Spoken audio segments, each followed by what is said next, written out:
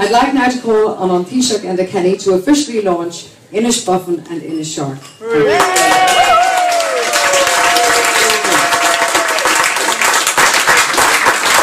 I see some very famous faces in this august audience here.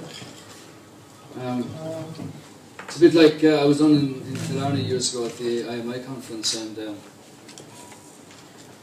guest speaker, I was the Minister of State. I thought I was going to change the world then. I still think that now, but anyway. Good, you will. The sculptor of words from Trinity. And before we went out onto the stage, I said, am I ever nervous about these things? And he said, well, the first time I did this, when they pulled back the curtain, so there I was, faced with this wall of intelligence. And all I had to offer them were a few old poems. So the wall of intelligence is here. I'm not sure what you're going to have to listen to. I would say this. Have you ever been to Taoiseach? An exotic location at the edge of the Black Triangle in County Mayo, from whence came the famous and infamous James Morrissey.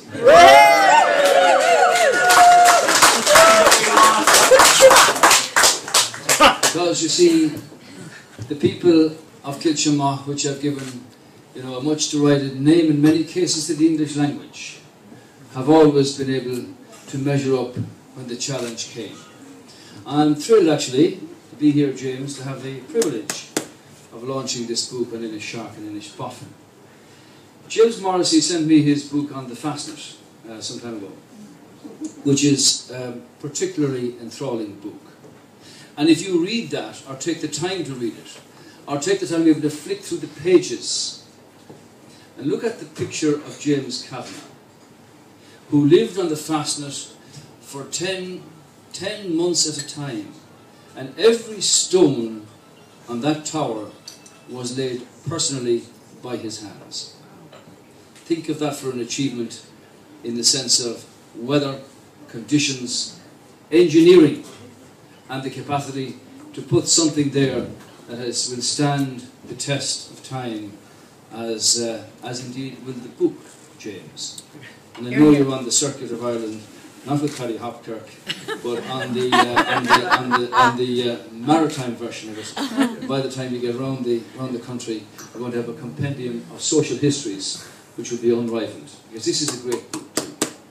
Now, I suppose living on an island, you get a sense of difference, a sense of consciousness that is unique in many ways. I don't know whether any of you were ever down on Achill Island. Yeah. But if you were, thank you very much. Good.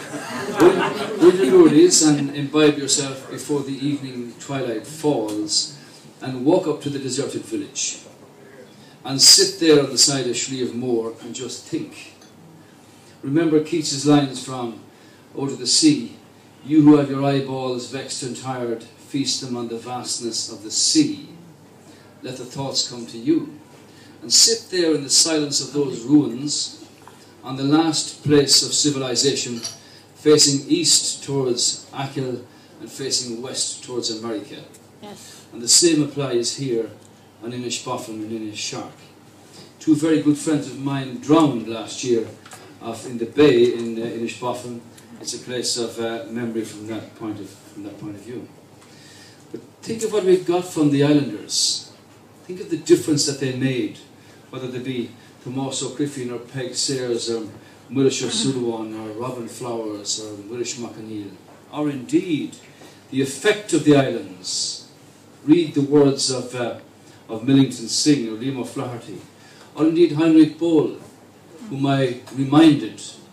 of whom I reminded Chancellor Merkel last week that he was the first real German tourist to our country, and in his book Irishi Tagebuch set out the stories of the diaries of an Ireland long since gone, but which is haunting in the memories of those who want to re-establish their Celtic roots and come across the sea to our beloved land here. And whether it be Martin O'Dillon or Paul Henry, who threw his return ticket into the sea when he went to Achill, or indeed Seamus Heaney, one of the finest word sculptors in the English language ever. They have all had an impact made upon their minds, their creativity, their imagination, their artistic flair by the islands, and what the ceaseless beating of the waves on the shore actually mean. I've often felt that Keats's lines were so apt. They really do mean something to people with harassed brains these days and whatever else. I didn't get a chance this while. Anyway, if you read page 12 here, it struck me, if you sail into Inishbofin, which you did, you see Cromwell's ruins there, and the description by the priest in 1920 says, and Macaulay says, Cromwell gave free rein to the fierce enthusiasm of his followers, and they waging war resembling that which Israel waged on the Canaanites, smote idolaters with the edge of the sword. That's the kind of conversation you would find in Day's Hotel or in any of the public places. Late in the morning, did you know about the idolaters? Did you know those who were smitten by the sword? Or whoever left from High Island to Inishark and Inishbofin? This is the DNA of so much of what the real Ireland is about. Because these people, who from the forbidding fastnesses of the furthest reaches of our island into the Atlantic, actually made their way around the world, and did so with determination, with belief and conviction, and dare I say, a sense of pride in who they were and where they came from. And look at the photographs in this book. Look at the faces of the people. Look into their eyes, and you'll see an Ireland that is not gone, but that is hidden, but that we have to restore its sense of value and focus about where we're headed as Europeans in the time ahead, and that's what we're going to do. Thank you for that single clap down there.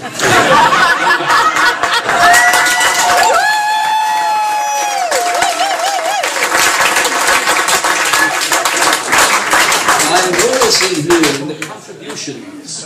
When I was a child in Island 80 Church, and the priest used to read out the contributions from the people for the Mass, a shilling or sixpence or fivepence or twopence or threepence, and if you were really bad you'd be named 3 or 4 weeks in a row.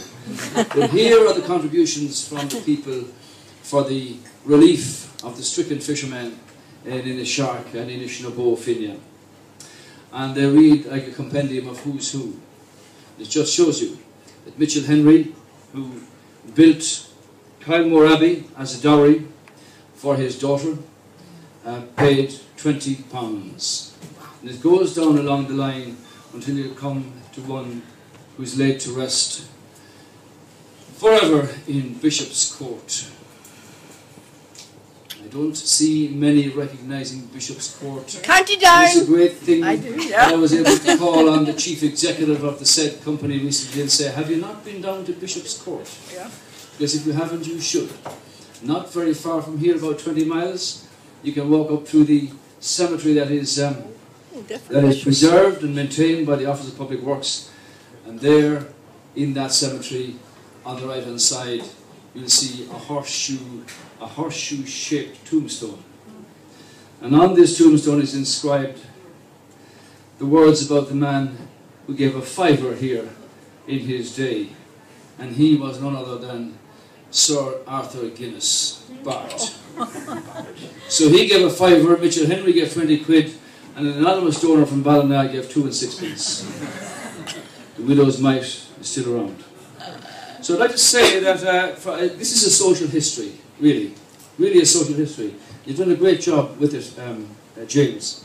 Now, when I look at M.J. O'Halloran's grandnephew, Neil Prendergast, look at the lovely chubby cheeks of that little boy, fed on the best of crabs and lobster, salmon, herring, mackerel, sheep from which were sheltering in St. Leo's Church in Inishark, according to this book here. These are the essence of the flavours of the Atlantic and the west of Ireland. You couldn't be reared on better food. The signs are on them in the freshness of their faces, the light in their eyes, and the conviction that they carry with them from where they come. Ceaseless beating against the waves, they were never afraid to set their foot on another man's land to say I'm from Inishark or I'm from Inishbofin and from the west of Ireland. I intend to hold my own here. So James from Kilchimagh, landlocked, sheltered by Toledo, where Raftery and Philil on Dopas Grau came on many occasions to pass through its deserted streets, and as in 1845 one of the worst stricken areas of the Great Famine. This is a great book, and irrespective of the challenging economic circumstances that we find ourselves in, dig deep for the Morrissey might here. And read it. And remember, the priest, Father Sheridan, who said, if I can find my words here somewhere, he did say, let me see, can I find it? It's somewhere along, is it on this page? Yes it is, here, it has to be. Yes. When I open the door of the church every morning, I see God. I see him over there in the hills, I see him in the rock, I see him in the sea. And then I go back into the church and I try to get in contact with him. I was down in Inishbofin Island. You know where Inishbofin Island is? It's off Achill. It was a long lost part of Atlantis, I think, because in 1975, in my own by-election, it was rediscovered. There were 20 houses on the island and no electricity. And Peter Barry, who was then the Minister for Energy, Transport and Power, I think it was called, decided to put the electricity into Inishbofin. It was a special concession given for there and the Black Valley in Kerry, where they couldn't get poles or trees. You know, they sank in Ballycroy because the ground was so soft. They couldn't bury them in the rock in the Black Valley. But anyway, the thing was, I went out there to switch on the light in 1979.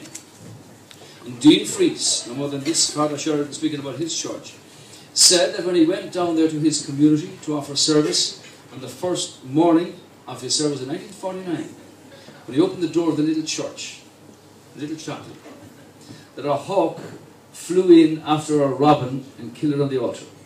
Symbolism as powerful as that you probably won't find in very, very few places. This is an island community. Strange things happen.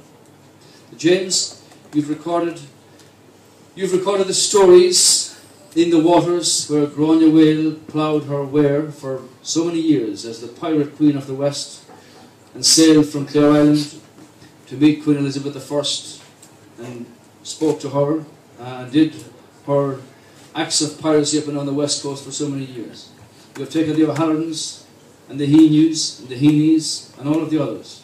You've recorded the photographs and the stories written by those who went before you. This is a remarkable book, and take it home with you. I think that I'm glad to see Jim Fahey here because he'd do a much better job on this than I would. He's been out there over the years on the stories, dealing with the stories of tragedy.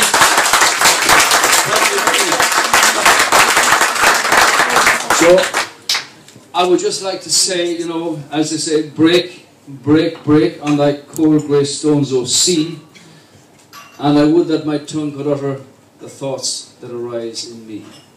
This book in Australia or in America or wherever will bring back not just memories, but pictures and sounds and scents and smells of places long since gone. And when you look at Peter Burke bringing home his little grandson from making hay with a pykel in a small field not much bigger than this bar, it's not just a picture. It is the rustle of the drying hay. It is the scent of green grass drying in the summer breeze. It is the chatter of the little grandson asking questions about what's this and what's that, what's the name of this flower, what's the name of that, why is this here, why are these walls, or why are all these stones piled up on top of each other. These are the incidents of the essence of learning, and there's something that we should never forget. In a digital age, common sense and practicality lead on to newer platforms. Dig deep in your pockets, buy the Morrissey book, he'll sign it for you, he'll sign it for you. His signature is going to go down in history as the greatest island compendium of stories ever written. He intends to go on for the next 50 years, and he intends to have no other Taoiseach than myself ever launch anything.